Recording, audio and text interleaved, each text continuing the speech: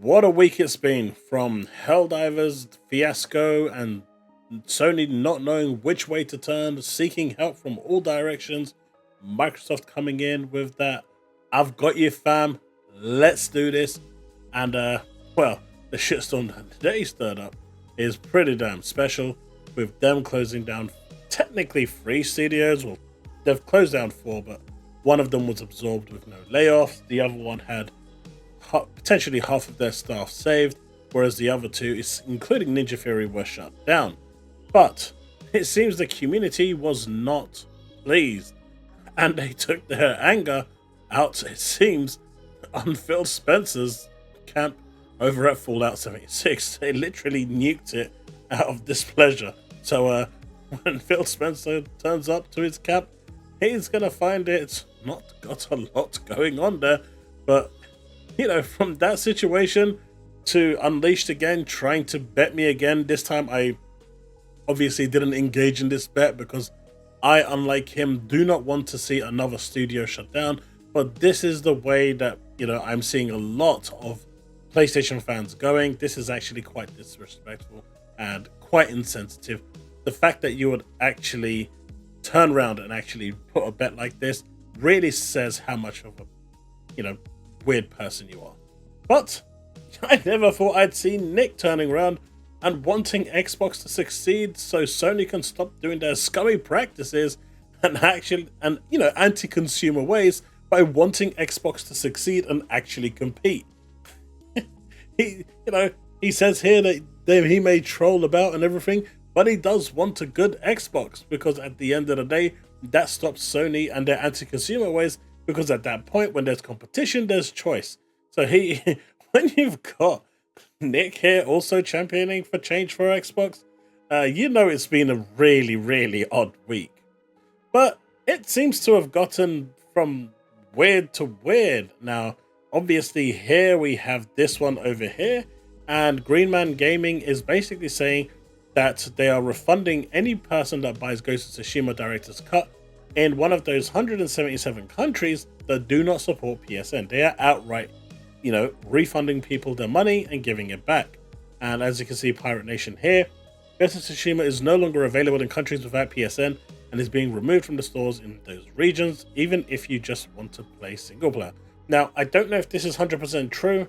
I was speaking to someone today and they said it was on their store and they are in one of the affected countries, and on Steam it was available with a caveat that PSN is required for the multiplayer aspect, but it was still available for them to buy and they could buy it. Now, obviously, at the end of the day, if they try to buy it and it doesn't go through, there are other means for you to acquire it, and if it's not legally sold in the country, well, that's Sony's loss, no one else's, and it is what it is. But after all of that, we come back to the news of course, Game Pass and Call of Duty. That's been one of the big things doing the rounds today, and the fact that Call of Duty may not be day and date with, you know, Game Pass. Now, if you haven't seen Paris's video, it's worth checking out. I did do like a breakdown of that, well, a reaction to it on my stream today, so if you want to see that, let me know in the comment section below. I can cut it, or you can just go check it out from the stream. And, you know, there's a lot to digest here, but at the end of the day, the talk of a price increase I don't think is possible, because they promised the FTC that they wouldn't do a price increase. Now, I don't know the duration of how long that was going to be in place, whether it was 1 year or 2 years, but if it's over a year, then that is still in place. But what this means is that they can actually introduce a new tier. Now, asking my stream today, I asked them, you know, what would you be happy to pay for an ABK tier? Now, in the UK, we had up to £20 a month. Now, that is a staggering £7 increase from where we are right now. And that's a lot of money, by the way. A big increase. That's almost like, what, a 60%, 70% increase, 75% increase? It's a lot. In the US, people were giving roughly about $20 to $25 per month, but that would actually create a new tier that would allow Call of Duty to be on there. Now, I've been having this debate for a while now with Call of Duty potentially not being on Game Pass because of how big it is and just how much revenue will be lost. Now, if they can get like 2-3 million subs coming along, maybe 5 million subs coming along, I think that would kind of offset some of that. But those would also need to be new consumers that are not from the PlayStation category, because you also want them to buy it and bring in that revenue as well. So the debate, I assume, that's happening is probably going on, and it's going to be going on for a while until they actually decide. Or what they can do is introduce a, get rid of Game Pass as a tier, get rid of PC Game Pass and just leave Game Pass Ultimate, Game Pass Ultimate with ABK, those two tiers, and then add a third one that is basically, I guess, just Game Pass, and it will just remove the day and date games and have the games come into the catalog 3 to 6 months later, and that would be at a cheaper price. So you've essentially got what Game Pass is now, but it would have the live enabled, and it would basically remove the day and date and make them come in like 3 to 6 months later, maybe 6 months, to offset it, to encourage people to go to the higher tiers. I think that would work, and that would be a better option. But if they don't put Call of Duty onto Game Pass, then at that point I think they should just scrap Game Pass. Personally, that's my opinion. Whether Phil wants to do that, from what we're reading and what we're seeing, he's really fought tooth and nail to make this work. So I don't believe that Phil wants this to fail, wants this to stop working, and he really believes in the Game Pass system. It just needs to work better. It needs to entice people to come on board and just bring in more subscriptions, and maybe adding a tier that can entice people at a lower end, but also offer a lot of the good stuff, if not the premium stuff, but a lot of the good stuff that Xbox has in that tier. Then that could potentially be a good way. Of course, getting rid of your studios is probably not the best way to actually encourage or bring forward, support, bring forward like trust in your company, because at the end of the day, it seems like, according to Bloomberg, there are more Xbox cuts coming across the organization. This comes after closing down Arcane Austin, Tango Works, and other Bethesda studios. Now, there is talk that apparently Bethesda CEO was the one that instigated these studio shutdowns. We'll never know the truth where it is. At the end of the day, it's easier to blame Microsoft for this because it gets you more clicks. But it very well could be Microsoft. But there was like a couple of posts that I saw that actually said that it was the ZeniMax CEO that was the one that instigated it. But like I said, we'll never know the truth. But as you can see here, Xbox Game Pass has also not seen the growth that leadership had been hoping for. If they had like 50, 60, 70 million subs right now, things would be a lot different. But unfortunately, they did not. And that's the problem. Without that growth, it's creating a problem. But as we have no information on this as of right now, that's all we have for this. And if more cuts are coming underway, I really hope it's not as brutal as shutting studios down. But with the way things are going, they are being more and more ruthless as it goes. And I really hope that they don't take the approach of EA, where one failure means that the studio is gutted, destroyed, and removed from existence. That is just not the way, especially after you've gone on a spending spree and bought all of these.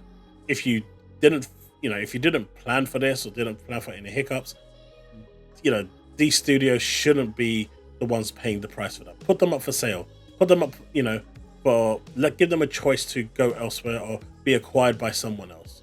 Don't just actively just destroy them and remove them from existence. That's all I'll have to say for that. But we do have the mobile store that Microsoft has been talking about, and that is indeed coming this July. The Microsoft mobile app store is coming, and as you can see there, this is just a mock-up, and I only picked this one here because I like the mock-up. It's pretty cool. But the mobile app store for Microsoft is coming. We're going to be seeing a bunch of Xbox games on here, from potentially Sea of Thieves, Forza, and others that are going to be on the store for you to actually play. We don't really know much about it. It is coming in July, so I suspect we're going to see more about this at the June showcase. Now, we're done with the Xbox stuff. Let's jump onto the Switch stuff, because the Switch stuff is pretty spicy. Now, there's Switch 2 hardware from the shipment information seems to be making the rounds on Famiballs. Again, take this with a grain of salt as always, but the handheld will be right above a PS4 before DLSS.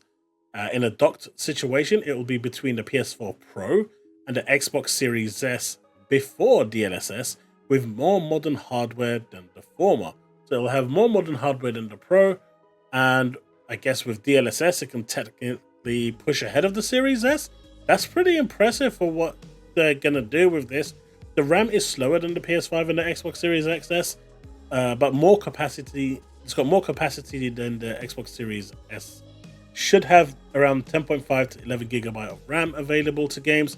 I think that's a missed opportunity. This should at least be 16 gigabytes, honestly, in this day and age. I know Nintendo do their own thing. I really think it's a missed opportunity if they're going to go and do this, because they should have at least 16 gigs of RAM. So they, if they want other games like Baldur's Gate potentially to be on this, they could actually work with 16 gigs of RAM, but 10, 11, just marginally above the Series S, and then you're going to have some problems.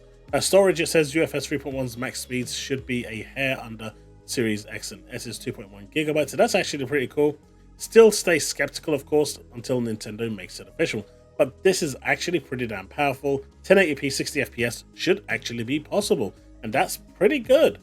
Asus ROG also announced their ROG Ally X, which I was a little disappointed about. The ROG Ally handheld model is an improved version. It's not really an Ally 2. It's going to have the same Z1 Extreme chipset and screen, so no OLED. That's my biggest disappointment, because I did want that. It's going to be a black handheld revived shell with a much bigger battery. So currently the ROG Ally at, on an intensive game lasts for about an hour and a half. They're saying it can potentially double that to up to 3 hours, which is pretty good. But if you're playing lighter stuff, you can get like 4, 5, maybe 6 hours out of it.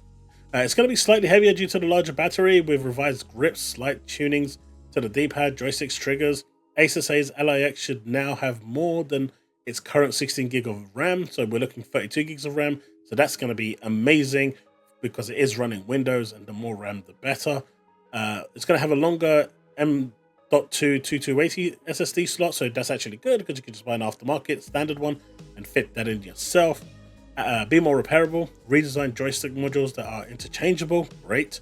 The same exact SD card reader is used in its laptops with rearranged motherboard layout. Now you're probably asking, why is that a point here? Well, the original ROG actually bricked your SD cards because it was overheating, but that wasn't a hardware fault essentially, it was a software fault because it constantly ran it at max output. Ally X will start at a higher price than the original. The original ROG Ally will still be available and sold. But folks, that's pretty much the video. We've got a bit of Nintendo news, Asus ROG news, we've got lots of amusing news at the front, and of course the situation between Xbox and, well, what they're doing right now, and with the showcase coming, with Hellblade 2 on the horizon. Hopefully things are going to turn out okay. They're going to come out soon and make a statement. I really don't think it's wise for them not to come out and give us any form of direction on what they want to do, what they plan, before the event starts, because it's going to completely overshadow the event. Any game that potentially now comes to Game Pass, unless it says day one, which I don't think anything on the day is going to say that, it's just going to say coming to Game Pass. You will not be sure if that's going to be day one or not, and you just won't be sure if it is going to be day one unless expressly stated.